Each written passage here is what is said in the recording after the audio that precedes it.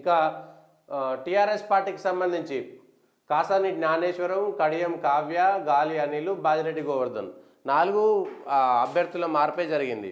ఎందుకంటే చేవెళ్లలో sitting MP, వరంగల్లో sitting MP, జహీరాబాద్లో sitting MP, ఒక నిజామాబాద్లో కాదనుకోండి 3 సిట్టింగ్ ఎంపీలలో చేవెళ్ళ రంజిత్ రెడ్డి అభ్యర్థిని ప్రకటించిన తర్వాత బీఆర్ఎస్ పరిస్థితి చూడండి ఎట్లాంటి పరిస్థితి ఉంటుందో. అధికారం దిగిపోయిన తర్వాత చేవెళ్లలో రంజిత్ రెడ్డి పోటీ చేయనని చెప్పేశాడు.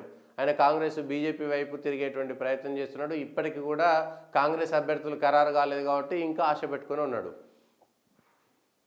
సో అధికారం ఉన్నప్పుడు కేసీఆర్ పార్టీలో అర్రాజు పాట అన్నట్టుగా ఉండేది. కేసీఆర్కి సంబంధించినటువంటి ఎంపీలకు టికెట్ల కోసం అర్రాజు పాట అంటారు కదా ఊర్లలో, వేలం పాట వేసినట్టుగా వేలం పాటలో కొనుక్కున్నంత గిరాకీ ఉండేది.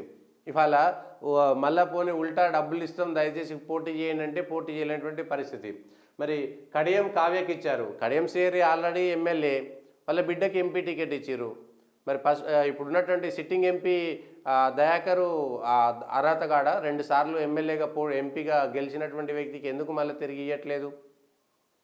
ఈ అంశం పైన కూడా వరంగల్లో రేపు పొద్దుగాలు వస్తుంది. వరంగల్కి సంబంధించి గాలి అనిల్ కుమార్, గాలి అనిల్ మెదక్కి సంబంధించినటువంటి వ్యక్తి. టీఆర్ఎస్లో ఉన్నప్పుడు టికెట్ ఇవ్వలేదు. 2014 ఎందుకు టికెట్ ఇవ్వలేదు గాలి అనిల్?